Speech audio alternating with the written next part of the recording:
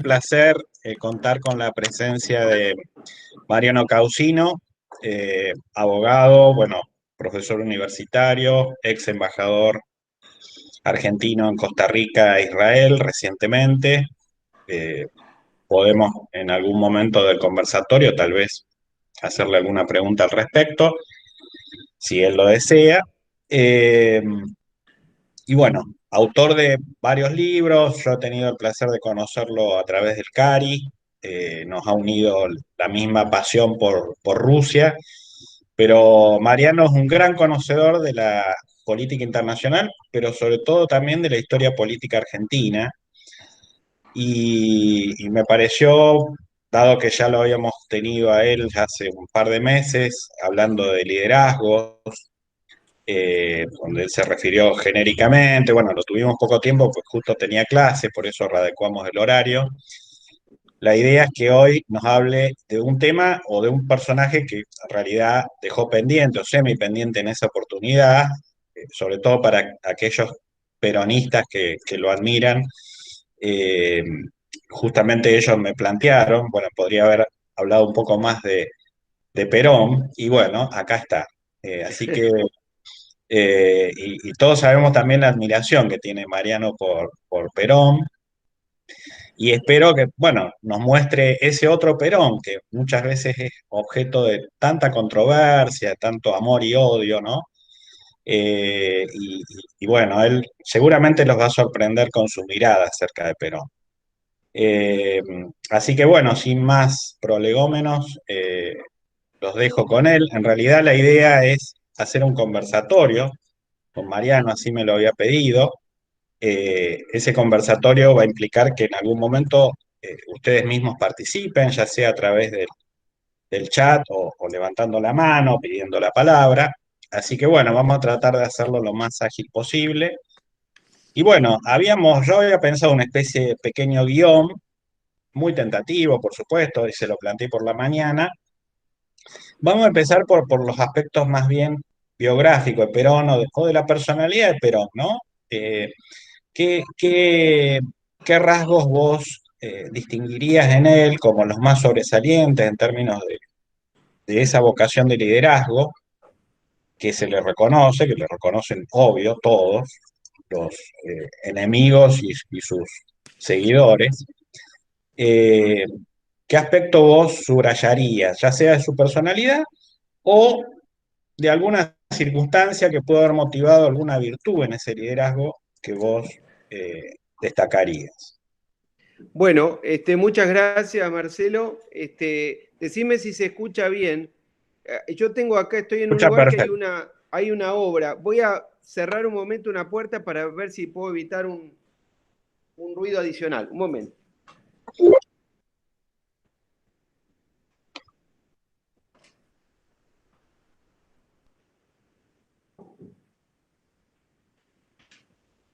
Están trabajando y entra ruido de aquel lado.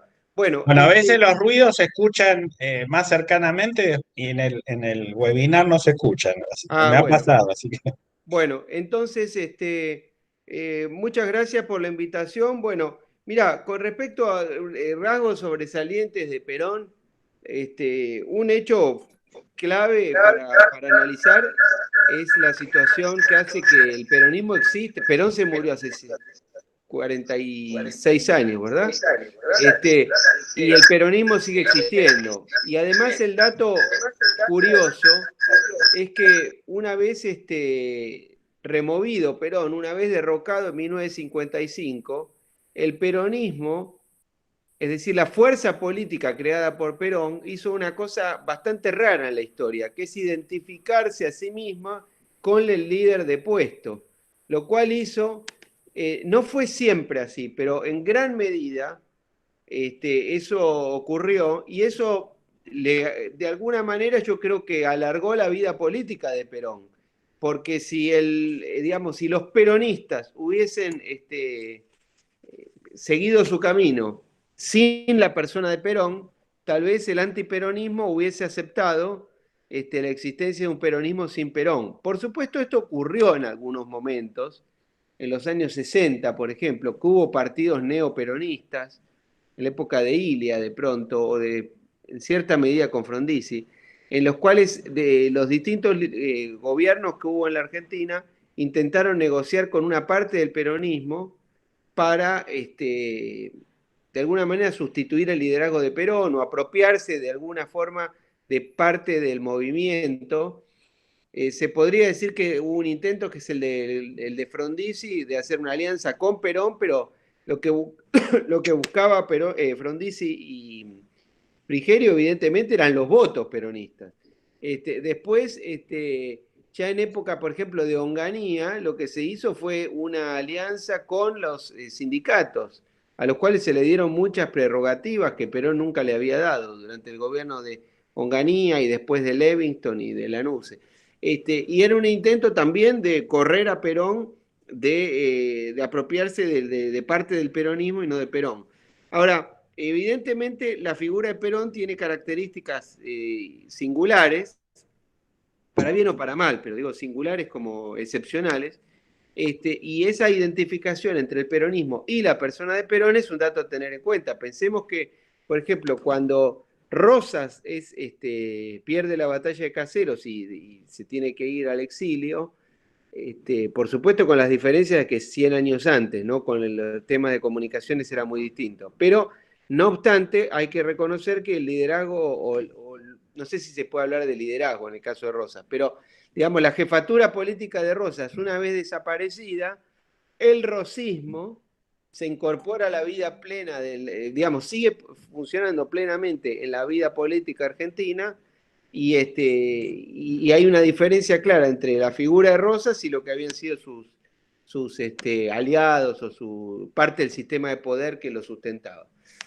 Pensemos que Bernardo Irigoyen había sido rosista y fue canciller y ministro del Interior de Rosas y si no me equivoco, de Avellaneda, puedo equivocarme. Bueno, otro dato clave de Perón, a mí me parece que es la capacidad de adaptación que tiene Perón. Y Perón es uno de los pocos gobernantes argentinos que durante su gobierno hizo una modificación de su plan económico y de alguna forma de su política internacional.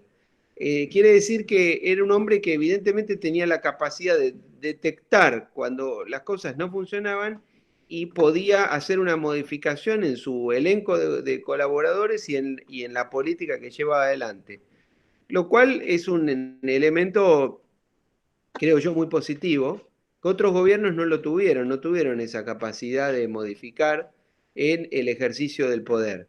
Por supuesto no es un caso único, ¿no? El larguísimo gobierno de Franco también lo hizo. En un momento dado incorporó a los llamados ministros tecnocráticos. Pero en el gobierno de Perón, concretamente hacia fines de los años 40, más o menos en el año 48, la situación económica tan beneficiosa de posguerra se había agotado, había un agotamiento de esa situación, y eso hizo que Perón cambiara el elenco, el equipo económico, removió a Miranda y a Miguel Miranda, que había sido presidente del Banco Central y había sido el jefe del modelo económico peronista en sus inicios, e incorporó a un nuevo equipo económico encabezado por la figura de Alfredo Gómez Morales, y entre otros que fueron ministros en esos tiempos fue Antonio Cafiero, que era muy joven, fue ministro de Comercio. Hicieron un plan de estabilización y la economía argentina volvió a crecer y logró una reducción de la tasa de inflación bastante importante en esos años que llevaron hasta el final de su gobierno.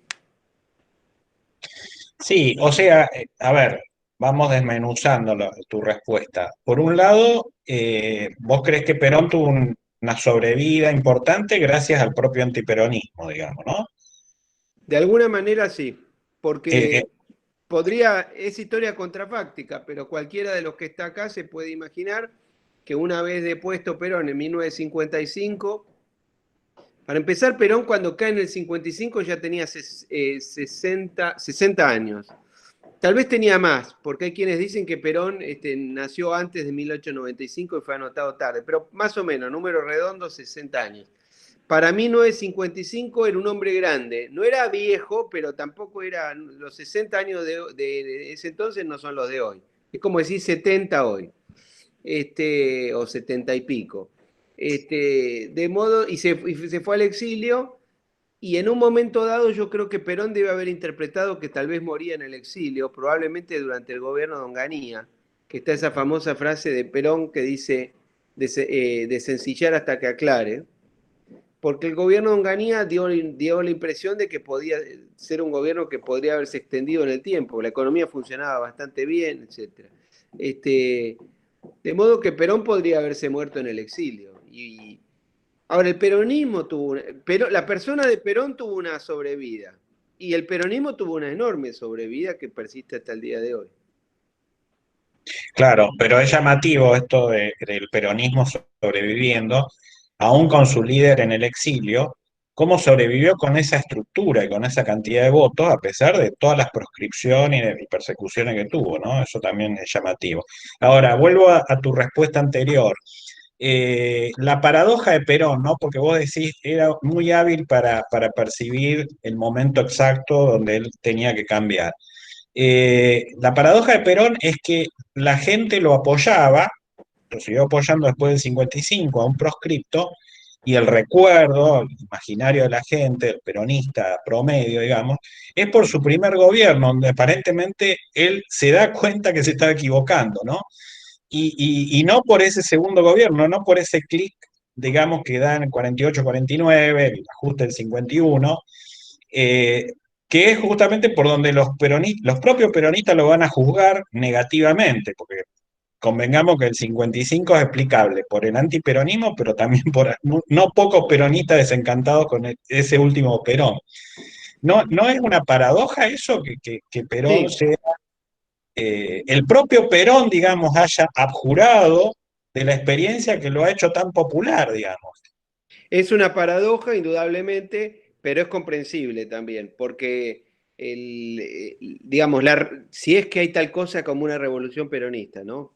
Pero bueno, para usar una palabra, un título periodístico y no un vocabulario universitario, pero si existe tal cosa como una revolución peronista, ella es la surgida de las medidas que se adoptaron en los años 40, tal vez incluso antes de que Perón fuera presidente. Probablemente mientras en el tiempo que Perón era secretario de Trabajo y ministro de Guerra y vicepresidente y hombre fuerte de ese gobierno. Pero lo que yo pienso es que Perón evidentemente era un hombre muy pragmático, y desde luego que el discurso de aquellos años, de aquella revolución, se mantuvo en el segundo periodo, no es que se abandonó. Y Perón en todo momento era un hombre que en sus discursos, si uno los lee, puede advertirlo, era un hombre que tenía un pensamiento muy organizado, era un hombre militar, por supuesto, y él en todo momento hace una permanente distinción entre objetivos y medios.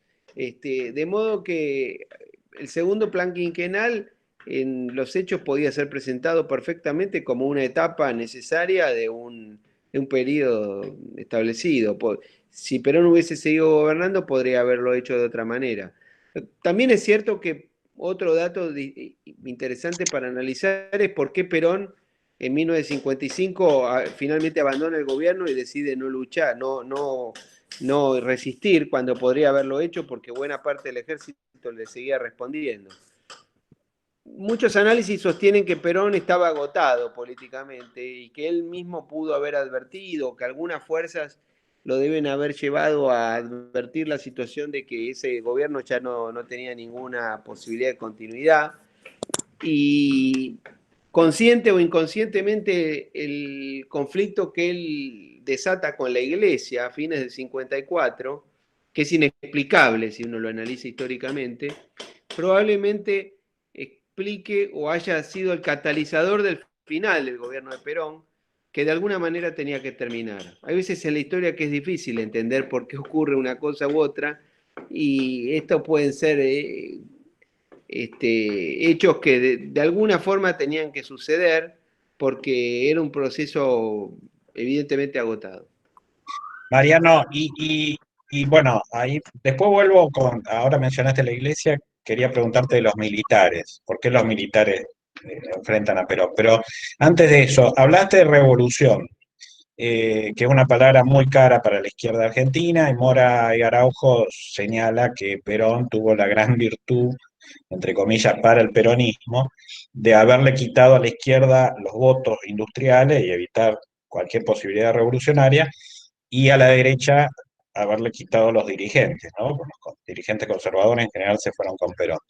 Eh, ¿Por qué para vos Perón fue un revolucionario o generó una revolución peronista, digamos? No, yo creo que Perón no fue un revolucionario, Ah, pero lo que pienso es que el conjunto de reformas que el peronismo introdujo y en el periodo corto de tiempo en que lo hizo y el tipo de reacción que generaron esas reformas hacen que en un sentido tal vez no preciso, pero sí políticamente se puede decir que hubo una suerte de revolución peronista. Tal vez si, yo no soy politólogo, pero si me agarraron politólogo diría que en realidad está mal aplicada la palabra, que no fue una revolución, que en realidad el sistema jurídico, no hubo, Perón no provocó un cambio de régimen, porque el régimen político siguió siendo el mismo, hubo alteraciones, pero no lo modificó en su esencia, no modificó el derecho de propiedad, no, hizo una reforma constitucional, pero la reforma constitucional es un tema en sí mismo, ¿no? La reforma constitucional que hace Perón no llega a ser una reforma socialista, ni mucho menos. Tampoco llega a ser una reforma corporativista. Y hay un dato más sorprendente, que es que el propio Perón, el artículo más importante de la Constitución de 49 es el artículo 40, que es un artículo que determina una serie, es como un programa económico muy nacionalista. Pero el propio Perón, después, inmediatamente después de que se aprueba, comienza a impulsar leyes y, reglamentaciones que van en contra de ese artículo 40. Y hay quienes dicen que Perón se arrepintió de haber permitido ese artículo 40, porque, por ejemplo, cuando el Congreso, a pedido de Perón, por supuesto, sancionó la ley de inversiones extranjeras, creo que en el año 52 o 53, eso iba en contra de lo que decía el artículo 40 de la Constitución. Por lo tanto, es dable suponer que Perón o se arrepintió de eso o hay quienes dicen incluso que no estaba de acuerdo originalmente. Pero volviendo al punto anterior, yo te diría que yo entiendo que no es una revolución, sí es una revolución en términos políticos y de análisis general, pero el grupo que acá acompaña es un grupo calificado, de modo que se podría hacer una distinción sobre si eso no es una, una revolución. También hay otro elemento para esto. Toda esta charla despierta debates, ¿no?, en la cabeza de todos nosotros. Un dato que uno podría preguntarse es: Perón, sin Eva Perón, sin Evita, Perón, hubiese sido la faceta, llamémosle revolucionaria de Perón, tal vez se vería mermada, porque si bien las reformas legislativas se hicieron entre el 43, el 44, el 45, momentos en los que Evita no tenía una gran participación, porque ni siquiera existía en la vida política hasta el terremoto de San Juan, pero sin embargo la presencia de Eva Perón sí le dio un carácter, por un lado místico, por otro lado, era la primera vez que una mujer tenía un rol importante en la historia argentina. También hay que entender eso, no se puede olvidar ese elemento. La personalidad misma de Evita era arrolladora, digamos que despertaba amores y odios. El hecho de que ya tal vez entiendo que sí, que era la primera vez que en la historia argentina un liderazgo político estaba compuesto por una pareja. Eh, entonces tenía datos nuevos. Por otro lado, el propio origen social de Evita era controversial dentro de las Fuerzas Armadas, para el ámbito social al que Perón o pertenecía o en el que se desenvolvía. A veces me pregunto, Marcelo, yo digo, si Aurelia Tizón no se hubiese muerto, que era la primera mujer de Perón, o si Perón hubiese sido viudo, soltero, lo que fuera, O si se hubiera casado con Manuela González, no sé. ¿El peronismo era lo mismo? Sin Evita, ¿el peronismo era lo mismo? Perón probablemente, o Perón hubiese sido una especie de general justo un poco más popular. No sé, es una pregunta, ¿no? Es contrafáctica. No sé si sirve para algo hacer estos análisis. Es algo que uno puede evaluar. Vos sabés que me ganaste de mano, porque te iba a preguntar de Perón y las mujeres, pero bueno, después cualquier cosa volvemos. Pero en realidad me está dejando la pelota picando y realmente me está insinuando que Perón era bastante dependiente de sus mujeres, No, digamos. no sé si era tan dependiente, no, eso A tengo ver, dudas. No, yo creo que ¿no? no. Yo pienso que Perón era, Perón, bueno, indudablemente no debe haber podido tener hijos, Perón, primer término, porque tuvo tres mujeres y no tuvo hijos, eran más jóvenes que él, al menos las dos últimas. Aurelia Tizón no me acuerdo exactamente si era, pero supongo que sí, que era más joven. A Perón le gustaban las mujeres más jóvenes, como a todos los hombres de este mundo, pero eso le trajo problemas después. Este, Ahora, yo no sé si Perón era dependiente de las mujeres, no, no lo creo. Eh, Evita era una persona evidentemente muy, con una personalidad inmensa, que encontró, con una vida muy breve. eh, Tal vez una personalidad como Eva Perón, tal vez no podría haber vivido mucho más tiempo. Esto es un tema medio extraño, pero hay veces que figuras tan enormes de la historia su actuación se reduce a un periodo corto porque tienen un grado de intensidad tal que es muy difícil que pueda sostener eso. Pensemos que Eva Perón, si yo no me equivoco, nació en 1919. Quiere decir que podría haber vivido hasta hace unos años, Evita. Podría haber vivido hasta el año 2000 o 2010. Es inimaginable la historia argentina con una Eva Perón viviendo hasta los 90 años, hasta el año 2010.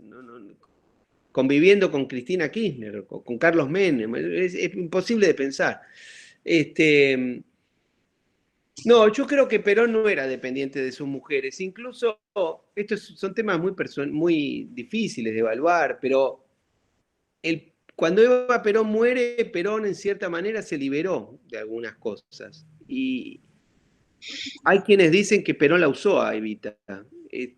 Hay autores, a su vez en el peronismo también hay gente que es más pro-peronista y más pro-evitista. Y se puede hablar mucho de esto. Hay gente que sabe mucho más que yo de esto. Yo lo que puedo es imaginar cosas. Este, no creo que Perón fuera dependiente de tiendo a creer que Evita dependía más de Perón que Perón de Evita, pero bueno, el resultado es el que es. Perón y Evita este, formaron un dúo político inigualable. Eso no se puede dudar sobre eso, ¿no? Bueno, te saco el tema más personal, vamos de nuevo al corporativo. Hablaste de la iglesia. Los militares, la relación Perón-militares, bueno, si querés, el GO, ¿y por qué los militares se le tornan en contra? Bueno, yo creo que Perón, ante todo, era un militar. Por eso pienso que cuando Perón en el 55 se le ofrece luchar porque una parte del ejército todavía le respondía y porque eventualmente podía armar milicias populares, él se negó porque era un hombre de Estado ante todo. Ahora, la relación entre Perón y los militares es una relación compleja por momentos. Este, por ejemplo, hay quienes dicen, esto no repitan que yo lo digo, porque todo esto yo digo cosas que uno ha leído, que ha escuchado. Hay quienes dicen que, por ejemplo, cuando Perón va a la reelección en 1951, ustedes podrán recordar que en ese momento se hablaba de la fórmula Perón-Eva Perón y que Evita renuncia en el cabildo abierto de fines de agosto, no me acuerdo si fue el 31 de agosto, pero no me acuerdo, o el 22 de agosto del 51, y hay un gran discurso, y hay una gran imagen, una foto extraordinaria que Evita se abraza con Perón, y y ella habla a la tarde y después le dice, la CGT pide que ella sea candidata y se retira. Bueno, hay quienes dicen que todo eso en realidad fue manipulado por Perón, porque ¿con qué objeto? Con que el ejército en realidad estaba en contra de que Perón fuera reelecto y que para lograr eso, Perón tira a la idea de que la fórmula es Perón-Eva Perón para negociar, que retirando la Eva Perón dicen, bueno, está bien, como que les dio algo, les entregó algo, porque el verdadero objetivo de él era, ahora, si hay acá alguno que es muy peronista, podrá decir que es una interpretación un poco perversa de la situación, pero podría darse. Eva Perón estaba muy enferma para ese entonces. Por supuesto que una vicepresidencia de Evita en 1952 tal vez hubiese sido inaceptable para los militares. Y tal vez lo era para Perón también. Pero hay quienes dicen que Perón le hizo una concesión a las Fuerzas Armadas, supuestamente no permitiendo que Eva sea vice. Ahora, durante esos años, eh, poquito después se produce el golpe de Menéndez, un intento de revolución o de golpe, creo que fue el 22 de septiembre del 51. Perón ahí, por supuesto, detuvieron a muchos de los cabecillas que habían participado en ese intento de golpe de Estado, pero Perón no fusiló a nadie. Ahí se demuestra otra característica de Perón. Perón es un hombre que a lo largo de su vida política nunca ejerció la violencia, nunca fusiló a nadie, nunca... Es cierto, hubo gente presa en el tiempo de Perón, sí, hubo, es verdad, hubo. Pero mucho menos que lo que se dice y demás. Y por otro lado, Perón podría haberlos mandado a fusilar en aplicación del Código Militar y no lo hizo. Ahora, ¿Perón tuvo expresiones violentas? Sí, tuvo expresiones violentas. Perón dijo 5 por 1, es cierto. Perón tuvo expresiones muy violentas sobre el final de su presidencia, pero sin embargo nunca ejerció la violencia. Y yo creo que Perón en el fondo era un hombre que, como todos los militares por lo general, son muy conscientes del daño que puede producir una situación de guerra. Y por eso las evitó. También lo mismo se puede decir del general Roca, salvando las distancias históricas y demás. Roca, en todo momento, si ustedes analizan la vida política de Roca, siempre evitó un conflicto. El más famoso es la guerra con Chile, que estuvo a punto de desatarse en diciembre de 1901, si no me equivoco. O 1899, no me acuerdo. No, 1901. Lo cierto es que y Roca canceló a pesar de que el ministro de Guerra, Richeri, le insistía que si se hacía una operación de guerra con Chile, la Argentina tenía una superioridad militar sobre ese momento. Pero se evitó felizmente esa situación. Por eso yo diría que esas serían algunas de las características de Perón con los militares. Dicen otro elemento importante que, ya que esta charla un poco habla de los temas personales, ¿no? Dicen que un momento que Perón, poco antes de morir, una de las satisfacciones más grandes que tuvo en su vida fue recibir nuevamente el uniforme del ejército argentino, que se le restituyera el grado. Evidentemente él tenía un apego, como suelen tener los militares, a la formalidad de la fuerza. Bueno, vamos a dos partes más y después dejamos a los participantes si pueden preguntar. Me preocupa Perón y el mundo. ¿Para vos Perón es un emergente de la tendencia mundial hacia el nacionalismo, bueno, con todas sus distintas versiones, más extremas y menos extremas de esa época? Y la otra tiene que ver también con el mundo del 45, esa famosa decisión, no lo pudimos tener a Escudé hace algunas semanas atrás, bueno, justo falleció su mujer. Y está enfermo Eh, el pobre, creo. claro, y el tema es la decisión de declararle la guerra al eje tardíamente, digamos. Se equivocó con esa mirada respecto a que Argentina le iba a dar de comer al mundo y demás, que es lo que testimonia Juan Archibaldo Lanús para vos. Y después sí vamos al último Perón, el del tercer periodo, a ver cómo lo ves vos.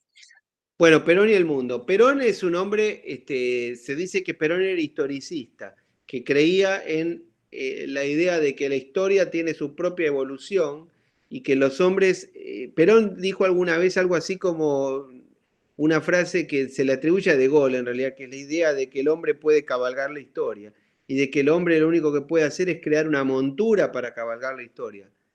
También Bismarck tiene una frase parecida que creo que era algo así como que nadie es más grande que la ola que lo sostiene.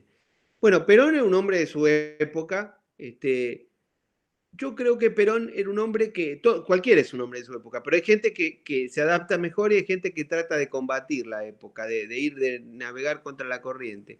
Perón no intentó navegar contra la corriente. Lo que sí es cierto es que Perón llega al poder en un momento, digamos, excepcional, que es el fin de la guerra, y sí es probable que la Argentina, como Sudamérica fue una región del mundo ajena, no ajena a la guerra, pero que fue una zona enormemente privilegiada en aquellos años, y como la Argentina había quedado en una posición de neutralidad a partir de la decisión del gobierno de Castillo en el enero del 42 de no participar bueno, de no aceptar el pedido norteamericano de declarar la guerra a Alemania y al eje, mucho antes un año y medio antes de la revolución del 43, ¿no?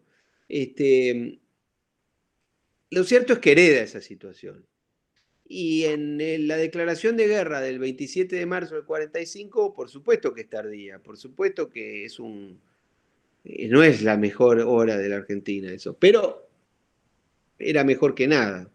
Este, después en el gobierno, bueno, después está el hecho irrepetible que le toca vivir a Perón, que no lo provoca Perón, que lo aprovecha Perón, que es la campaña absurda que hace el Departamento de Estado en contra de Perón con Braden. El embajador Braden estuvo en la Argentina 3 meses solamente, 3 meses, pero en esos 3 meses logró, fue designado para evitar que Perón fuera elegido presidente y logró construir la candidatura de Perón. Y Perón lo aprovechó porque Perón quería ser presidente. Y lo aprovechó como lo hubiera aprovechado cualquiera. Y más un hombre del talento y de la capacidad de Perón. Ahora, eso tuvo un costo, porque una vez electo Perón, y el país tenía fama de un país que no había participado, que se había quedado neutral y que tenía fama de nazi, y el Departamento de Estado tuvo una campaña muy dura contra la Argentina. En parte era razonable, pero en otro sentido fue bastante, tal vez fue injusto en el grado de intensidad en que se planteó. Pero bueno, pero fue así. Eso hizo que Perón, al poco tiempo de asumir la presidencia, intentara arreglar la relación con los Estados Unidos y hizo grandes esfuerzos por mejorarla. Pero ahí aparece otro elemento, yo creo, de la personalidad de Perón, que en muchos aspectos le fue muy favorable y en algunos le fue negativo. Y es la permanente ambigüedad con la que Perón operaba políticamente. Y Perón tenía una característica muy propia de los argentinos y que algunos líderes políticos pretenden imitar de Perón, que es la idea de que uno puede decir una cosa y hacer otra. Y vio ese chiste gracioso que dice, bueno, pongo el guiño a la izquierda y doblo a la derecha. Bueno, eso se puede hacer una vez, 2 veces, 3 veces. Llega un momento que eso no genera ningún tipo de confianza, genera desconfianza. Y aún en un liderazgo de la envergadura de Perón, eso tuvo costos y problemas. Y yo creo que eso a la larga fue un defecto del liderazgo de Perón, que tal vez le sirvió internamente, pero que a la larga externamente tuvo un costo. Con respecto a, bueno, después Perón mejora mucho la relación con Estados Unidos, pero Brasil le sacó ventaja a la Argentina, porque Brasil había participado en la guerra. Brasil consiguió, durante el gobierno de Vargas todavía y después de Dutra, consiguió que Estados Unidos le financiara unas plantas siderúrgicas, Volta Redonda, etc. Pero Brasil participó en la guerra, Brasil envió tropas al sur de Italia.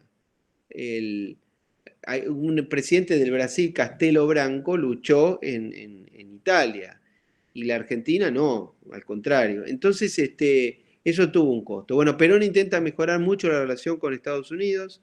También Perón, el 6 de junio del 46, 2 días después de asumir, restablece relaciones con la Unión Soviética.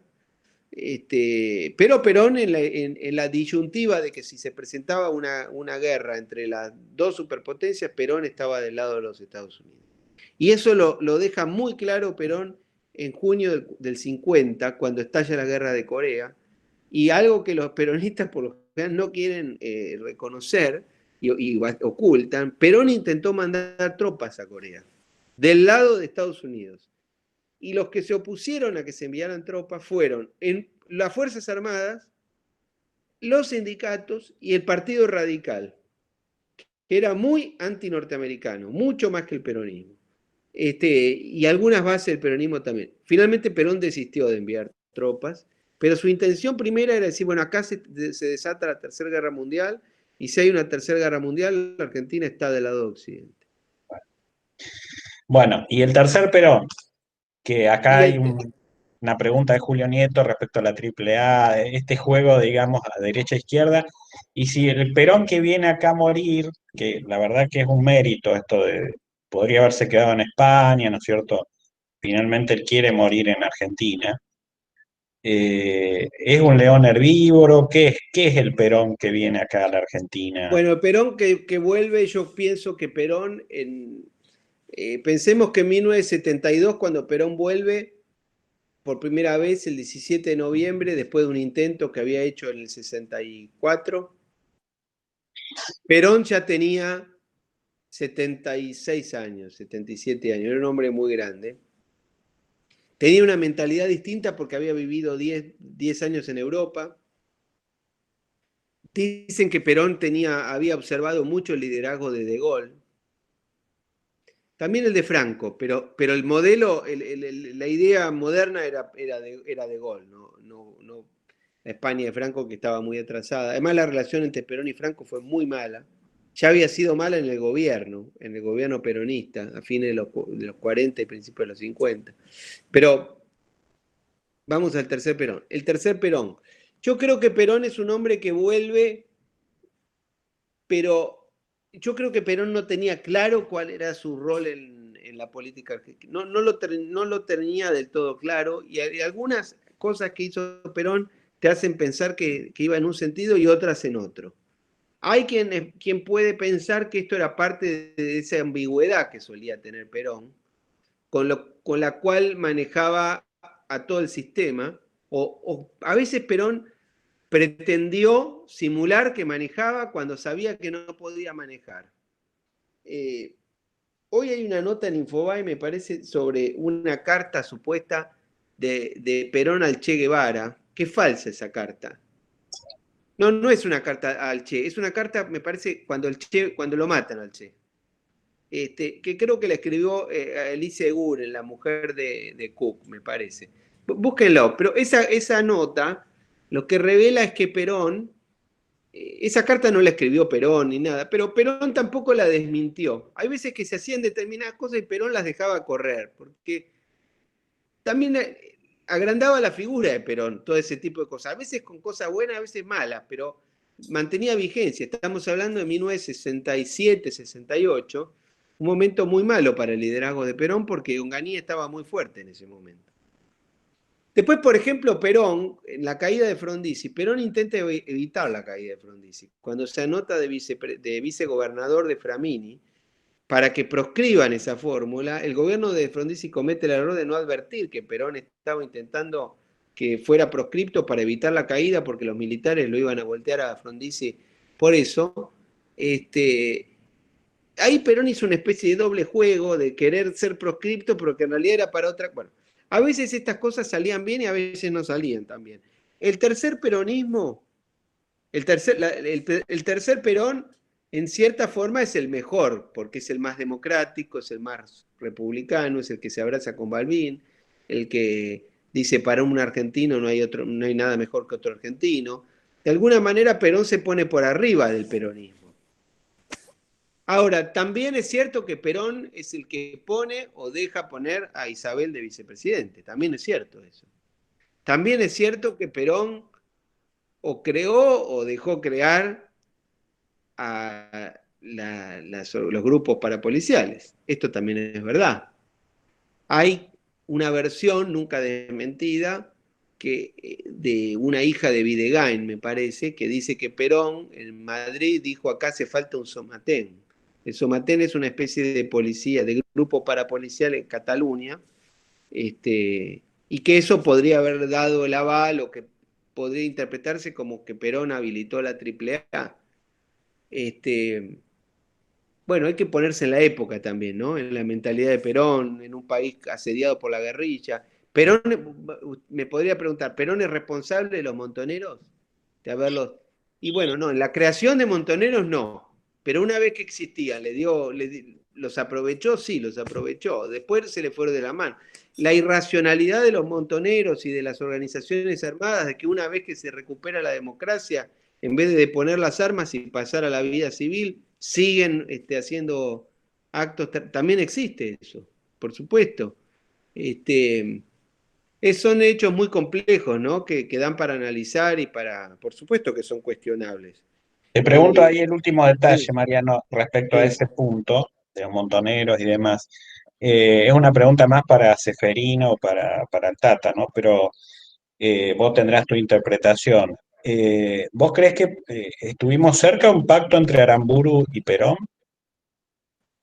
No conozco en detalle, yo no he estudiado en detalle ese periodo, he leído los trabajos y todo indica aparentemente que existía una comunicación entre Aramburu y Perón.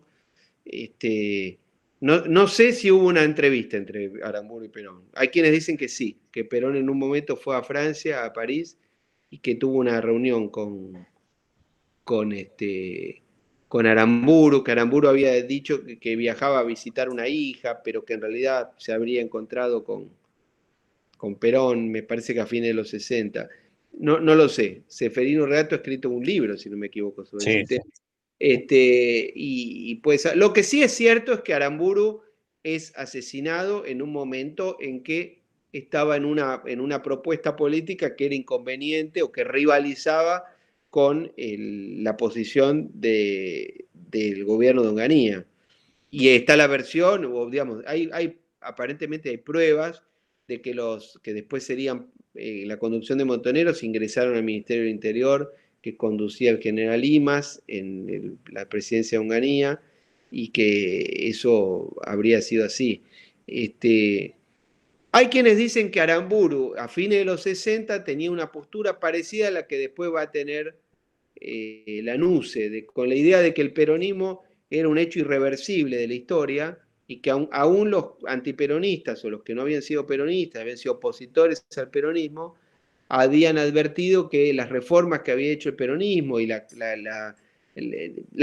de vuelta, la revolución histórica, el nombre que le querramos poner, pero digamos que el peronismo era un hecho objetivamente real de la historia argentina que debía ser incorporado. Cosa que también advirtió Frondizi, ¿no? Yo creo que hay que recordar que Frondizi advierte a fines de los 50 lo que después Balbín va a reconocer 15 años más tarde, la idea de que el peronismo era que las reformas que había hecho el peronismo estaban incorporadas a la vida política argentina. Tal vez la figura de Perón era un hecho controversial, con lo cual volvemos al inicio de nuestra conversación. Pero que las reformas que había hecho, los avances sociales del peronismo eran una realidad. Tengamos en cuenta algo que comentamos antes. Perón no le dio el poder a los sindicatos que tuvieron en esos años. El poder a los sindicatos se lo da el gobierno de Onganía, con el ministro de Trabajo San Sebastián, creo que se llamaba. No, sí, creo que sí, ¿no? Ahora no recuerdo exacto. Perón, todo hace suponer que Perón no hubiera querido darle a los líderes sindicales tanto poder. Pero después, para precisamente eh, eh, encapsular a Perón y apoderarse asociarse con los líderes sindicales, es que se le da tanto poder a los sindicalistas a fines de los 60.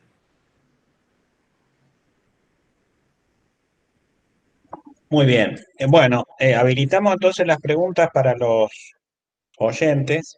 Con gusto. Ahí hay un comentario de Gustavo Piva, dice, mi madre ya difunta decía siempre un dicho, Perón y Decía. Evita la panza, Perón, la madre ya difunta, decía siempre un dicho, Perón y Evita la panza llenita, Aramburu y Rojas, la panza floja, Frondizi y Gómez ya no se come. ¿Qué se puede decir de eso? Bueno, no sé qué diría ahora, ¿no? Estos cordobeses siempre ponen la pizca de humor, Mariano, así que No, es un lindo dicho, pero el tema, si lo actualizáramos hoy, no sé qué más le podríamos poner. Está difícil, sí, ciertamente. Una pregunta, Mariano, Sí, como acotación digamos, al perfil político que ha tenido un militar y dentro de lo que es la República Argentina, heredera de las Provincias Unidas del Río de la Plata, ¿no? Este tema de cómo Perón ha sido el militar más civilizado, ¿no? Implica que toma distancia con respecto a la institución militar, pero él nunca deja de ser militar, y eso me parece que está claro en toda su historia. Esto que vos dijiste, la restitución de los honores después de la degradación que sufre post-1955, es una herida muy grande para un militar, ¿no? Yo creo que lo peor que le puede acontecer a un militar es perder el grado, es como perder la vida, ¿no? Y lo digo con todo lo que conlleva perder la vida, ¿no? Porque el militar está hecho para la guerra, y en la guerra es muy posible que pierda la vida. De modo tal que esta conciencia militar que tenía Perón, digamos, se organiza políticamente en función de anteponer siempre a lo que es la fuerza, a lo que es la violencia natural, ¿no? de la Fuerza Armada, el pensamiento, ¿no? A Perón se lo ve poco quizás como un pensador político en términos de su tradición militar, pero debemos tomar en cuenta cuál fue el rol que Perón tuvo dentro de las Fuerzas Armadas previo al advenimiento del rol político que cumplió el coronel Perón, ¿no?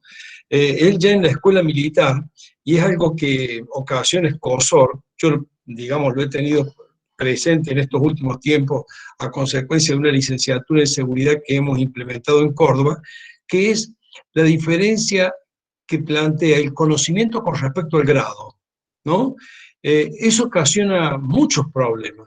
Y yo creo que Perón era un problema natural dentro de las Fuerzas Armadas, porque él, siendo capitán, ya aspira a la principal cátedra que, digamos, tienen las Fuerzas Armadas en su preparación, el ejército argentino. Aparte, no podemos hablar de Fuerzas Armadas en el sentido que se habla en la actualidad horizontalmente. Hay que hablar de ejército argentino. Ejército argentino es el ejército de la patria, el de San Martín, Belgrano y demás. Ahí no había, digamos, pilotos de aviación, que son los héroes nuestros en Malvinas, o podríamos decir los grandes combatientes en los mares, es decir, de los cuales nosotros no tenemos una historia como la tienen otros países. De modo tal que la historia nuestra se remite al ejército argentino, y ese ejército argentino, en la cátedra de historia militar, que es la cátedra principal, la va a desempeñar un joven oficial con las luces que tenía Perón. Bueno, eso ocasiona mucha resistencia, celo, es decir, hacia este militar en el interior de la institución. Si él tenía, y en esto me parece que, conforme lo que tú has dicho, es coincidente, tenía un enemigo natural que eran sus propias Fuerzas Armadas, ¿no? El propio ejército era su enemigo. Entonces él tenía que permanentemente negociar hacia el interior del ejército y por otro lado ejercer como político, con lo cual no ha sido una vida fácil la de Perón en esa instancia militar y en esos tiempos, digamos, de los años 50. De modo tal que esta cuestión del Perón militar me parece a mí que es hijo de un ejército que tiene todavía en San Martín, en Belgrano y en toda la tradición militar, una especie de impronta que no se aleja del gobierno político, del ejercicio del gobierno político. Por eso es una persona de un equilibrio y digamos, y un timing que no lo ha tenido otro en la historia política argentina. Ningún otro presidente ha podido hacer. Y esto que dijiste con respecto a la iglesia, que lo dijo Marcelo también, yo creo que la iglesia lo provoca a Perón, no es que Perón provoca a la iglesia. Yo creo que la iglesia comienza a horadar a través del manejo de la educación, puntualmente, va generando en las distintas escuelas, en los distintos institutos, un clima adverso al gobierno de Perón. Obviamente Perón de esto se da cuenta y creo que la reacción fue nefasta, ¿no? Pero bueno, Perón tenía sus propios curas, hablando mal y pronto, así rápidamente, sus propios adherentes y demás. Y con respecto a los sindicatos, no olvidemos nosotros las 62 organizaciones, que es el brazo político de la, digamos, del control político de los sindicatos, no así los sindicatos dentro de la CGT, con lo cual es cierto lo que tú dices, Mariano, que Perón no empodera políticamente a los sindicalistas, sino que a través de las 62 organizaciones genera su propio poder político, pero que es cierto la afirmación tuya. Bueno, era esto nada más como acotación, pero bastante, digamos, acertado las ideas que tienes acerca de Perón. Algunas no las acepto en el sentido de cierto tipo de ambivalencia o algo, no. Si hay algo que Perón no era, era ambiguo. Lo que sí tenía una gran cabeza estratégica como para bajar el principio a la realidad. La realidad va cambiante, variable, coyunturalmente dinámica. Y bueno, el principio es inmóvil. Entonces, muchas veces cuesta ser idéntico en dos situaciones objetivamente cuando se manifiesta ese principio. Entonces, esto no lo hace ser ambiguo. Yo creo que lo hace ser, digamos, manejar la situación, no ser estratega, ¿no? Es decir, es lo que, digamos, planteo como diferencia.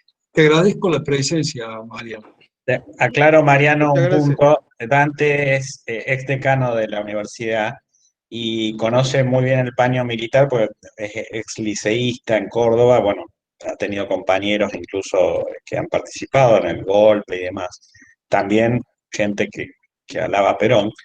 Y también Y un trabaja en la poco Universidad Católica de Córdoba con los jesuitas, así que también conoce el paño de la iglesia, digamos. y un poco te quiero decir, como en la promoción mía tiene desaparecidos, héroes de Malvinas y también condenados. O sea, tenemos todo el muestrario. Compañeros míos, sido Milani, Fellner, Liendo, o sea, toda gente que, bueno, ha estado desempeñándose en distintos... Sí, y tenemos, bueno, desaparecidos y tenemos también héroes de Malvinas. O sea que es una generación atravesada por la realidad política argentina en términos opuestos, ya sea por su adhesión, digamos, a los golpes, ¿no? Como así también por su resistencia a los golpes, por parte de muchos compañeros desaparecidos, y por otro lado, bueno, la disposición que ha tenido a través de quienes han continuado su carrera militar en el escenario de la guerra de Malvinas, ¿no? Así que damos testimonio de ello. No obstante, bueno, esto que dice Marcelo, ¿no? Yo llego al peronismo de la mano de, digamos, de un grupo de compañeros después del golpe, si bien ya lo adhería, pero después del golpe es cuando comienzo a estudiar y a darme cuenta de la verdadera realidad política que significa como proyecto para la Argentina el peronismo, ¿no? Y bueno, si, hoy seguimos hablando de peronismo, es más, acabamos de tener hace 2 días, 3 días una fiesta en donde fue una fiesta, ¿no? El 17 de octubre. No le respondimos absolutamente a nadie, ni competimos con ningún gobierno. O sea, no se salió a la calle para... Por eso digo, este es el fenómeno del peronismo sobre el cual hay que seguir estudiando, críticamente, ¿no? Gracias, Marcelo. Bueno, no sé, Mariano, si querés hacer algún comentario. No, comparto muchas de las cosas que se han dicho y sí, muy interesante. Bueno, Hola, Lucio Piatti, después Romeo. Lucio había pedido la palabra por el chat. sí, buenas tardes, don Causino. Mi duda gira en torno a cómo era la diplomacia argentina, sobre todo durante las 2 primeras presidencias de Perón, de qué línea en política exterior se venía, qué rupturas hubo, qué continuidades existieron y sobre todo teniendo en cuenta todas las cuestiones personales, formativas, incluso emocionales del propio Perón. Como sabemos, Argentina tiene una tradición presidencialista que, ya que mencionó el gobierno de Julio Argentino Roca, se acentuó en ese periodo con el famoso abrazo del estrecho con las autoridades chilenas. Por eso, ¿cuál era el panorama, cuál era la tradición en Cancillería y qué introdujo Perón como presidente a la dirección de la política exterior argentina? A grandes rasgos. Bueno, lo que yo diría que hay que tener en cuenta es algunos aspectos. Primero, la Argentina era un país más importante de lo que es hoy. Nos guste o no nos guste, la Argentina en 1946 era el país más importante de Sudamérica, hoy no lo es. Era un país más grande en términos económicos, geopolíticos y de poder que Brasil, y mucho más que Chile, y muchísimo más que Colombia. Hoy la Argentina es el país número 2/3 de Sudamérica.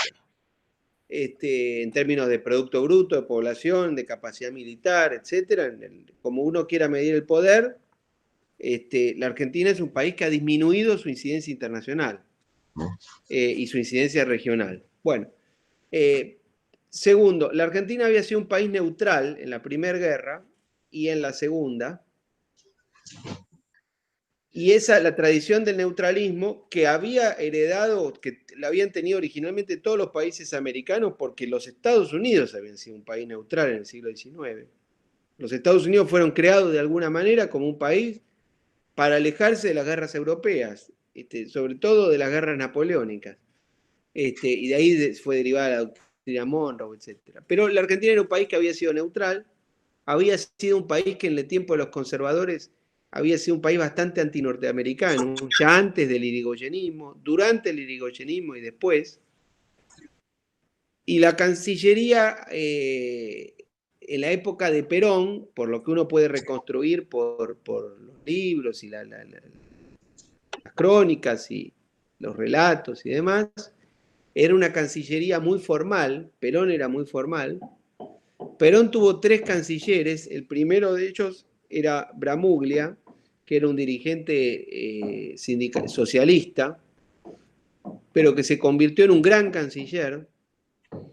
Inesperadamente llegó a la Cancillería, porque aparentemente Bramuglia hubiese querido ser ministro del Interior, pero al Interior fue Borlenghi, y hay quienes dicen que podría haber sido ministro de Trabajo también, y que en realidad la pretensión original de Bramuglia habría sido ser gobernador de la provincia de Buenos Aires, pero esa candidatura le fue dada a Mercante. Bramuglia además había sido interventor de la provincia en tiempos del gobierno del gobierno nacido de la Revolución del 4 de junio. Bueno, Bramuglia tuvo un rol muy destacado en Naciones Unidas con la crisis de Berlín en 1948.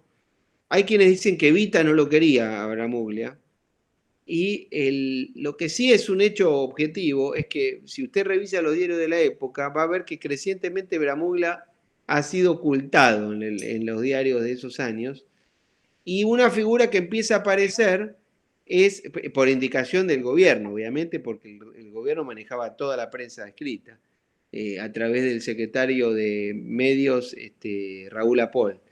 Y una figura que aparece mucho en los diarios de la época es el entonces embajador en Washington, Jerónimo Remorino. Remorino era un hombre conservador. Había sido secretario de Julio Roca Hijo, que había sido vicepresidente de Justo, y era el segundo embajador en Washington de Perón. El primero había sido Ivanišević, pero después fue ministro de Educación. Bueno, el segundo canciller, cuando Bramuglia es removido de la Cancillería, el canciller pasa a ser un hombre que no era peronista, era nacionalista, que fue el canciller Hipólito Jesús Paz, que era muy joven, tenía algo como 30 o 31 años, conocido como el Tuco Paz. Perón aparentemente quería nombrar a otra persona y le pidió al edecán que llamara al doctor Paz, y aparece, para nombrarlo, y aparece este señor, lo nombran, y como al mes, Paz en su libro de memorias cuenta que Perón lo mandó a llamar y le dijo: mire, doctor, la verdad es que yo me equivoqué, yo no lo quería nombrar a usted, iba a nombrar a otra persona de nombre Paz, que yo supongo que eran de una familia de Córdoba, nacionalista, porque supongo que eran descendientes del general Paz. Y le dice, pero Perón, como era un genio para manejarse en estas situaciones, le dice: yo cometí un error al nombrarlo, dice, pero hubiera cometido un error más grande si no lo nombraba, porque usted es un extraordinario ministro y le hace un gran elogio. Bueno, el Tuco Paz fue canciller 2 años, pero Paz en un momento dado se quiere ir porque veía que la situación se estaba complicando, y él promueve a Remorino para ser canciller y hace un enroque y él pasa a ser embajador en Estados Unidos. Remorino ya era un hombre conservador. Esto es curioso porque Perón tiene 3 cancilleres. El primero era socialista, el segundo era nacionalista y el tercero era conservador. Remorino, un hombre muy conservador. Y Remorino, Remorino tiene mala fama en cuanto dicen que era un tipo muy complicado a nivel personal. Esto lo cuenta, por ejemplo, un embajador, Benito Jambí, muy peronista, que fue embajador en aquellos años y después fue ministro del Interior de Lastiri y de Perón cuando Perón vuelve al poder. Dice que Remorino era intratable a nivel personal. Y ahí en esa época se formaron, según me han dicho a mí viejos embajadores, se formaron muchos diplomáticos que después van a servir al país muchos años. En esa época, a su vez, en la carrera diplomática no existía como tal, como ahora. No existía el ISEN, la ley de servicio exterior. Eso fue creado en la Cancillería de Muniz, en la época de Guido, 20 años, 10, 15 años después. En esa época la carrera diplomática era menos formal, en el sentido que una persona entraba, era más informal, pero había una especie de carrera diplomática de información, y todo indica que era muy formal, que tenía no es que tenía una incidencia a los militares, pero funcionaba de una manera muy rígida. Y ahí se formaron después un hombre que después va a ser canciller de Perón a la vuelta de Perón, que es Viñes, Alberto Viñes.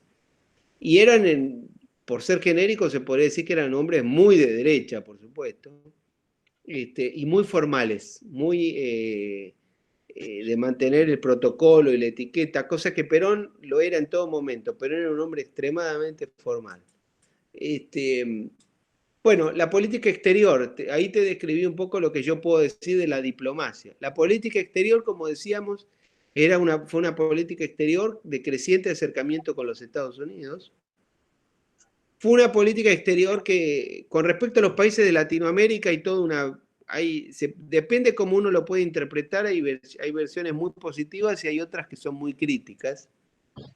Yo trataría de no ser tan extremista ni para un lado ni para el otro. Los muy peronistas van a decir que Perón inventó el ABC, la alianza con Brasil, con Chile. Eso es parcialmente cierto, no es plenamente cierto. La idea del ABC había sido creada en los años 10 y era una idea anterior a Perón. Ahora, Perón sí es verdad que hace un viaje a Chile en el 53, la primera vez que Perón viaja al exterior como presidente es a Chile, se entrevista con Ibáñez del Campo. Nunca Perón se entrevistó con Vargas, contrariamente a lo que la gente cree, nunca. Perón no fue a Brasil siendo presidente. Viajó a Paraguay 2 veces, y me parece que fueron los únicos 3 viajes que hizo Perón siendo presidente al exterior. Uno a Chile y creo que 2 a Paraguay. La relación con Uruguay era muy mala. La relación con la Santa Sede al principio era buena y después se fue deteriorando. Con España empezó siendo muy buena porque Argentina ayudó a España en unas sequías muy malas. Hubo 2 temporadas horribles en España en el 46 y 47. y la Argentina era muy rica y les envió de todo, los españoles muy agradecidos. Eso es lo que fomenta el viaje de Eva Perón a Europa en 1947, pero después la relación se deterioró, y Perón tuvo una mala relación con el gobierno de Franco al final de su... Además, Remorino tenía una relación muy mala con el embajador español de los años 50 acá, que ahora no me acuerdo el nombre. Esto más o menos lo tengo presente porque estoy terminando un libro sobre ese periodo, pero ahora no me acuerdo exacto el nombre del embajador, pero era muy mal, perdón, sí me acuerdo. Era, creo que era Aznar, creo que era no sé si en ese momento exacto hubo una especie, no sé si era tío abuelo de José María Aznar, del expresidente español, que fue embajador en Argentina. Pero no sé si exacto si fue él con el que tenía tan mala relación, pero para el caso es lo mismo. Bueno, con España era muy mala. Curiosamente, contrariamente a lo que se podría suponer, la relación con los británicos era buena. Perón en un momento dado envía al vicepresidente Tesser en 1953, cuando se produce cuando las ceremonias de coronación de la reina Isabel, que es la reina actual todavía, ella hereda el trono en el 52, pero en el 53 se hacen las ceremonias y va Tesser, y ahí Tesser negocia, hace una negociación por Malvinas, que después se frustra. Después estoy tratando de recordar, bueno, con la Unión Soviética les dije que restableció relaciones el 6 de junio del 46. Allí envió primero a Cantoni, después a Bravo, como embajador. Bravo es uno de los últimos embajadores que vio a Stalin con vida en febrero del 53, y Stalin muere el 5, o por lo menos su muerte es comunicada el 5 de marzo de ese año. Perón mandó un embajador a China, que era el embajador Arce, si no me equivoco, que después fue embajador de Naciones Unidas, era un diplomático destacado. ¿Y qué más puedo comentar de la relación de la política exterior de Perón? Otro punto importante con Inglaterra. Bueno, en el gobierno de Perón se produce con gran intensidad la ruptura o la dificultad del triángulo económico Argentina, Inglaterra, Estados Unidos. A fines de los 40, ese triángulo que era virtuoso se vuelve absolutamente complejo para Argentina. Tiene lugar una situación muy dramática para la economía argentina cuando Inglaterra decreta la inconvertibilidad de la libra. Eso hizo que los grandes créditos que tenía Argentina en libras esterlinas se volvieran inconvertibles. Hay una devaluación de la libra, con lo cual convertirlos a dólares era, digamos, el país se empobreció como consecuencia de eso. Eso no es culpa de Perón. Como los antiperonistas van a decir que Perón... Bueno, eso no es culpa de Perón, tampoco es mérito de Perón. Es algo que ocurrió, que hubiera ocurrido si ganaba la Unión Democrática también. Y Perón aprovechó eso para hacer un gran discurso nacionalista, y cuando vencía la concesión de los ferrocarriles en el 47, por el vencimiento de la ley Mitre, Perón nacionaliza los ferrocarriles, pero en realidad eso fue un aprovechamiento político de una situación de hecho, de que se iba a dar de todas maneras. Bueno, Perón, sin embargo, negocia el Tratado Andes, que fue uno de los últimos tratados de comercio con el Reino Unido, que en los hechos era una continuación de todos los tratados que se hacían cada 2 o 3 años, que renovaban las exportaciones argentinas al Imperio Británico, bueno, al ex Imperio Británico y al Commonwealth. Y logra firmar un tratado en condiciones las mejores posibles. Creo que es en el 47 el tratado, o 49 el tratado Andes, no me acuerdo ahora exacto. Diría eso de la política exterior. Con Paraguay era muy buena relación, obviamente. Perón visita a Stroessner, pero antes al presidente anterior, que creo que era Franco. No, perdón, Chávez, el presidente Chávez. No sé, Marcelo, si me olvido de algún punto de la política exterior. Hay un punto, sí. Los gorilas, los muy antiperonistas, expresado, por ejemplo, hay un autor italiano, Lori Sanata, él sostiene que la política exterior de Perón era expansionista. y que Perón intentó expandir la revolución peronista a Sudamérica, por ejemplo, con Paz Extensor en Bolivia. Bueno, yo creo que esa visión es un poco exagerada de la idea de que Perón quería tener una influencia en Sudamérica. Me parece que es un poco, si uno la extrapola mucho, puede hasta magnificar más aún a Perón de lo que realmente era, y si lo quiere criticar mucho, también la idea de que el peronismo tenía una vocación expansionista. Yo no lo creo. Sí puede haber tenido intenciones de tener influencia en algunos países vecinos, pero sin exagerar, diría. Está. Eh, Quedarían Romeo y Julio, que querían preguntar. Hacelas Y juntas, así yo contesto por dale, vos. dale. Lo más breve posible, así, Sí. Romeo. Hola Mariano, ¿cómo estás? La propuesta secreta de los ingleses a Perón, creo que faltó eso, pero hay tantos temas que, eh, a ver, yo creo que no comparto sí contigo lo de la ambigüedad de Perón. Creo que él en la política lo entendió como un juego de guerra y no como un juego cívico. Los juegos de guerra tienen otra implicancia de estrategias y de otras tácticas, y quizás esas ambigüedades y las contradicciones hayan ocurrido porque cuando te toca gobernar, te das cuenta que la impronta por la que querés llevar el camino político, en alguna vez tenés que conversar con alguien o tenés que negociar con alguien. Entonces es como, estaba en gas y había que pasarlo en nafta, y Perón entraba en esas ambigüedades. Si bien era pícaro para algunas cosas que no le salían las disimulaba bastante bien. Pero el liderazgo creo que era él. Él era el liderazgo. Él nunca hubiera tolerado un peronismo sin Perón. Por eso creo que a Bandor le costó la vida. Él creía que era, digamos, era un juego de sí mismo, tenía un culto del personalismo bastante interesante. Y creo que a lo que voy, está bien, yo no sé si será antifáctico o no, pero, o si estaban dadas las condiciones. Una de las cosas que recién mencionaste es que él podía haber reorganizado el eje militar que le respondía, pero él lo asustó mucho los bombardeos de Plaza de Mayo, el manejo de la, digamos, de la aviación de la Armada y todo eso. Y obviamente él habrá pensado también, si nos la jugamos y perdemos, no quiero terminar como Mussolini colgado en la Plaza de Mayo. Entonces vio la oportunidad, digamos, de soldado que huye sirve para otra guerra. Y ahí es donde sigue el juego estratégico. ¿Por qué? Porque él organiza toda todo lo que sea en la política argentina, tratar de tenerla inestable.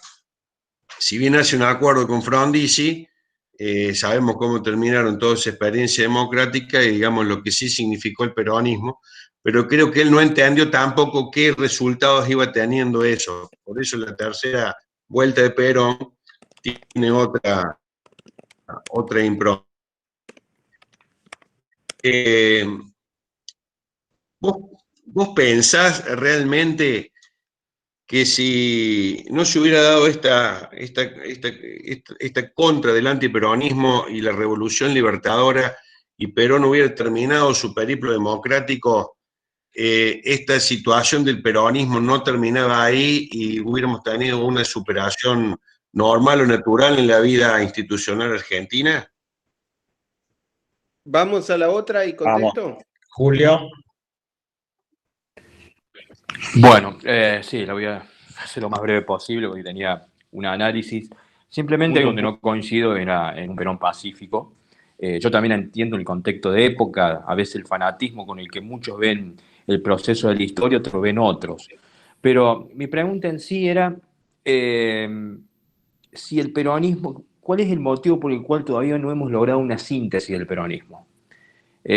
Siento que Perón sigue siendo bueno cuando es moderado y malo cuando es exaltado, y creo que me parece a esta altura de la historia, que seguimos hablando de un hombre que murió prácticamente antes de que muchos de los que estemos aquí naciéramos, sigue teniendo ese protagonismo tan latente.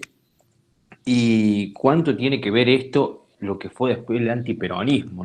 Él tiene una frase muy famosa que dice, no es que nosotros hayamos sido tan buenos, sino que los que vinieron fueron peores. Entonces creo que ahí es una síntesis, en mi punto de vista, de lo que me parece que le falta a la dirigencia política. Un poco una pregunta para la actualidad. ¿Cuál cree usted que sería la síntesis del peronismo hoy en día en este actual contexto? Gracias. Bueno, a ver, la última. El peronismo después de muerto Perón es lo que los herederos de Perón han hecho de él, ¿no?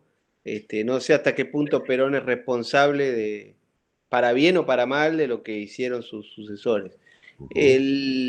La figura de Perón sigue siendo controversial, probablemente sí, tal vez cada vez menos, porque las generaciones que no lo vivieron, no sé hasta qué punto a la figura de Perón lo siguen atribuyendo como, no lo sé. Al peronismo sí, el peronismo en su conjunto sigue siendo un gran conflicto, un gran tema, digamos, conflictivo, y porque tiene vigencia, porque cuando uno habla de peronismo habla de muchas cosas, y se puede hablar bien, mal, regular, de horrible, de extraordinario, depende cómo lo quiera ver. Además, ha habido peronismos de todo tipo, entonces si uno es de derecha le puede gustar Menem, si es de izquierda le puede gustar Kirchner. Si no es nada, puede detestar a los dos. Si es gorila, odia a los dos. Si es muy peronista, le justifica todo. Qué sé yo. Depende el caso. Pero eso ya es una discusión de política, no de historia. Con respecto a la primera pregunta que me hacía, no sé si era Romero, no sé quién es que me. Yo. Sí, sí. Bueno, es contrafáctica, ¿no? ¿Qué pasaba si Perón terminaba su mandato el 4 de junio del 58? Es muy difícil de establecer, pero algunas cosas se podrían, ya que estamos, podemos pensar. Una que se podría suponer, si no se hubiese producido la revolución, o si esta hubiera fracasado.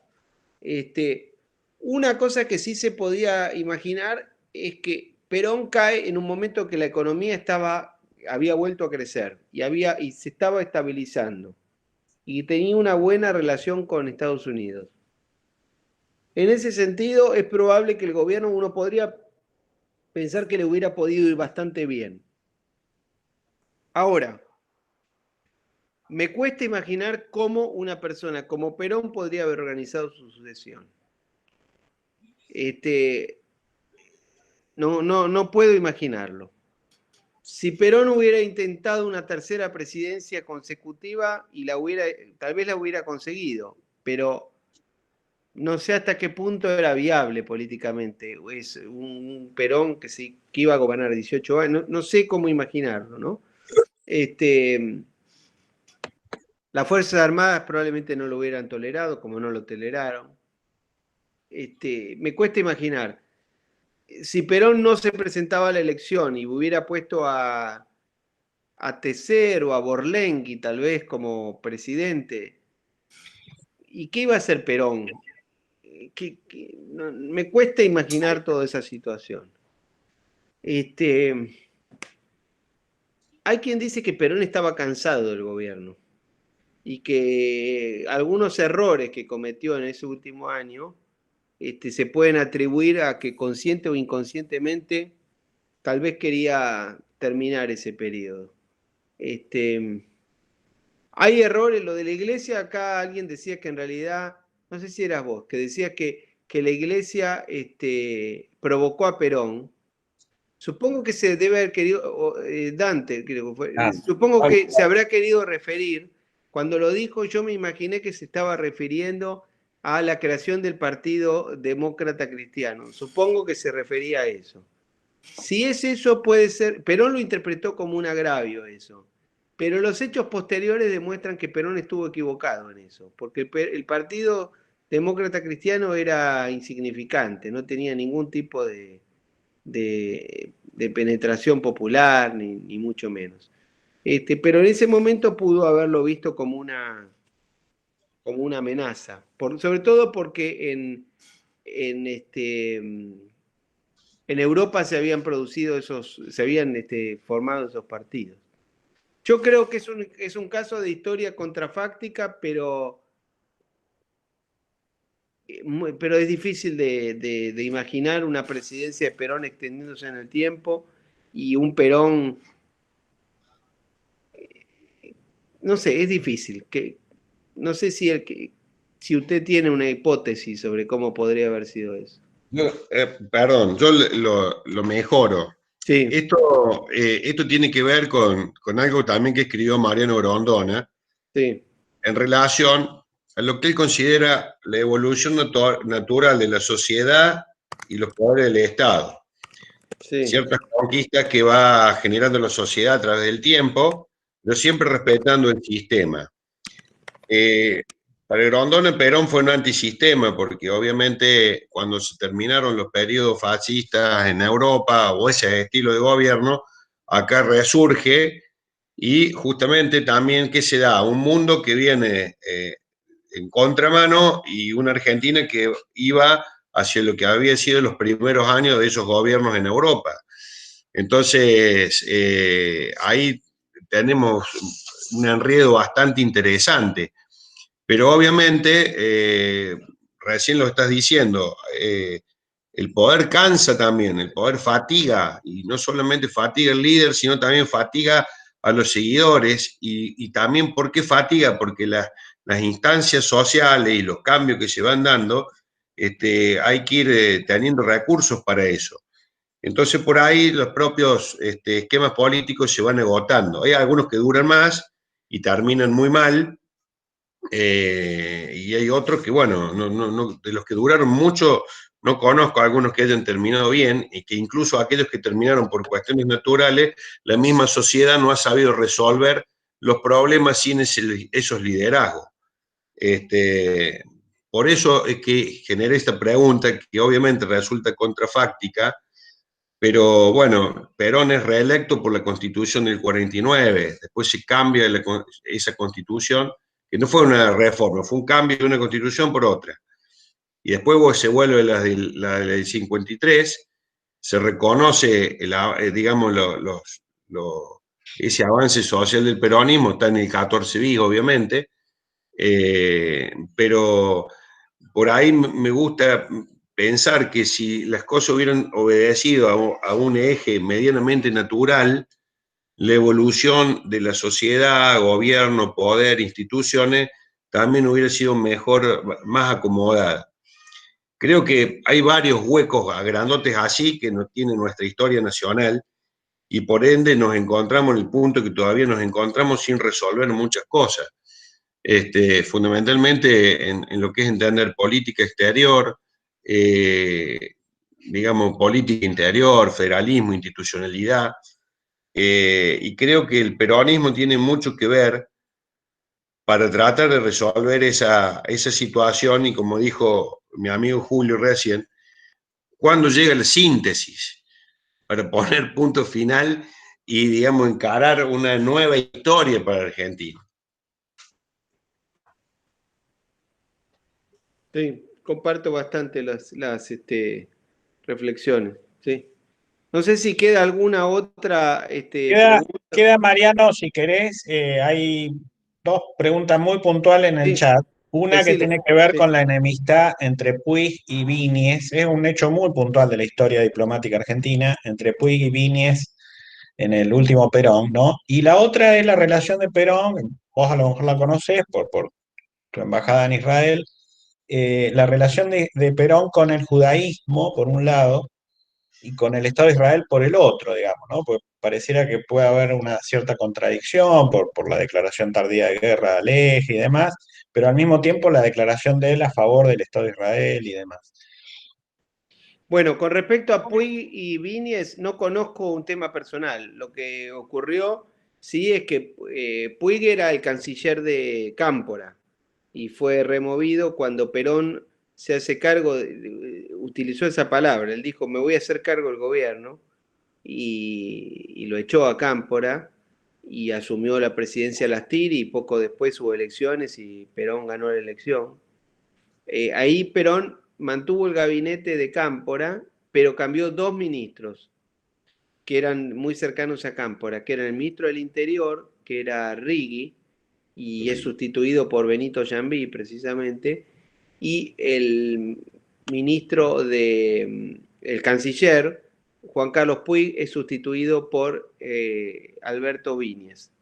Los dos, Jambí y Viñes, eran 2 embajadores diplomáticos peronistas que habían servido en el gobierno de Perón y eran hombres de derecha. Fue claramente un giro a la derecha que se produjo el 13 de julio del 73 cuando Perón lo echó a Cámpora. No sé a nivel personal entre Puig y Viñes, no sé, no, desconozco. Okay. Pero políticamente Puig era un hombre de izquierda, o muy de centro izquierda. Él había tenido el vicecanciller de él, era Jorge Vázquez, que había ido a Lima a una conferencia de la OEA y hizo un discurso tercermundista total. Bueno, como dato de color les voy a decir que el secretario privado de Jorge Vázquez, el vicecanciller, era Felipe Solá, el actual canciller. Pero la segunda pregunta, Perón y Israel, y Perón y los judíos. Bueno, ahí es un tema que yo puedo hablar un rato largo, voy a tratar de ser corto porque ya deben estar todos cansados. No. Ahí hay toda una mitología. Para tratar de ser concreto, la cosa es así. El 29 de noviembre del 47, cuando las Naciones Unidas votaron la resolución de partición del mandato británico sobre Palestina, establecieron que los británicos se iban a retirar porque ellos, por una serie de sucesos violentos y demás, se retiraron. Se iban a crear 2 estados, un estado judío y un estado árabe. Los judíos, la agencia judía inmediatamente aceptó esa realidad con Ben Gurión, y poco después, cuando los británicos terminaron el mandato británico el 14 de mayo, se retiraron y se fueron. Y se fundó el Estado de Israel, por eso la fecha de fundación es el 14 de mayo, el 48. Pero la partición es una resolución de Naciones Unidas del 29 de noviembre del 47. En el 47 la Argentina se abstuvo en esa votación, como se abstuvo el Reino Unido también. Pero esa votación tuvo los 2 actores clave del sistema votaron a favor, que fueron Estados Unidos y la Unión Soviética. Eso es lo que determina la creación de Israel. Como en ese momento Naciones Unidas tenía algo así como 50 integrantes nada más, y los países latinoamericanos creo que eran 18 o algo por el estilo, la incidencia de los países latinoamericanos era muy grande en Naciones Unidas, porque eran los mismos que ahora, pero eran proporcionalmente más. Muchos de ellos acompañaron esa votación y por eso, por ejemplo, Guatemala, Uruguay y otros. La Argentina se abstuvo. Pero Perón rápidamente advirtió que había cometido un error en abstenerse y que debió haber votado a favor. Y Perón rápidamente buscó corregir ese error. Y ahí fue que Perón nombró en el 48 embajador en Israel a el embajador Pablo Mangel, que era un dirigente de la Organización Sionista Argentina. Es el abuelo de la periodista Romina Mangel y padre de un amigo mío que es Juan Domingo Mangel, peronista, que nació en Israel, y el hermano es Alberto Mangel, que fue director de la Biblioteca Nacional recientemente. Bueno, el embajador Mangel viajó a Tel Aviv, yo tuve el gusto de hacerle un homenaje cuando se cumplieron 70 años de eso, y era muy peronista Mangel, judío, muy peronista, y él logra que Golda Meir, Golda Meir, cuando se funda el Estado de Israel, fue nombrada embajadora en Moscú, en la Unión Soviética. Poco después fue ministro de Trabajo y después canciller. Después va a ser primer ministro.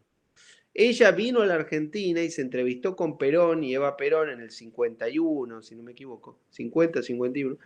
Y ahí es donde Perón a instancias de Evita, le compra un montón de cosas que eran innecesarias para la Argentina, pero se las compra para ayudar. Y la Argentina ayudó a Israel en sus inicios. Y además, Pablo Mangel fue el primer embajador latinoamericano residente en Tel Aviv. O sea, no es cierto que la Argentina fue el primer país latinoamericano en reconocer a Israel, eso no es verdad. Pero lo que sí es verdad es que es el primer país que manda un embajador que reside en el Estado de Israel, latinoamericano, ¿no? De modo tal que Perón fue cercano a Israel. Es una mentira total la historia del peronismo nazi, todo eso es todo mentira. Ahora, es verdad, sí, que hubo algunos jerarcas nazis que se escaparon entre otros países, algunos llegaron acá. También llegaron a Estados Unidos, también llegaron a la Unión Soviética, a Brasil, a montones de países. No es cierto que la Argentina era un refugio nazi, para nada. Al menos no que era un refugio nazi exclusivamente, ¿no? Bueno, acá a propósito de eso, Leonardo Pirantonelli marca un link de Telam respecto a una documental que se estrenó el mes pasado, Perón y los judíos tras el velo de una relación plagada de mitos y verdades, ¿no? Sí. Gracias, Leonardo. Bueno, reflexión final, Mariano. Espero que te haya agradado el Extraordinario. diálogo. Nosotros creo que Yo espero que les haya totalmente servido a colmado. ustedes. Sí, yo espero que les haya servido a ustedes, digamos, interactuar con ustedes y compartir un poco estas reflexiones que son una construcción de ideas, ¿no? Pero bueno, creo que hemos hecho un buen análisis del tema. ¿Cuándo vas a dar vos tu charla sobre Margaret Thatcher? Sobre Margaret Thatcher, pronto, yo ya te voy a confirmar. Bueno, la Estamos hija de buscando la la fecha. carcelera. Sí, dale, dale. Bueno, ¿alguna reflexión final sobre Perón? ¿Qué te despierta hoy, Perón? Perón es el líder político más importante del siglo XX de la Argentina, pero el peronismo hoy está asociado crecientemente, creo yo, a una idea, el antiperonismo está asociando con cierto éxito al peronismo con la idea de decadencia, lo cual es una exageración o es una falsedad o es algo parcialmente cierto o parcialmente falso, depende cómo lo quieramos ver. Yo diría que para tratar de ser objetivo, lo que es evidente es que Perón es el líder más importante de la segunda mitad del siglo XX, probablemente de todo el siglo XX, de un país que tuvo un siglo XX muchísimo peor que su siglo XIX, de modo que es el líder indiscutido, más importante, pero de un país que tuvo muchos problemas, que la historia argentina tiene 200 años. De esos 200 años, los peores 50 años si uno lo divide en 4 pedazos, los peores son la segunda mitad del siglo XX y el principio de esto. No hay ninguna duda de eso. ¿Eso es culpa de Perón? No, no es culpa de Perón.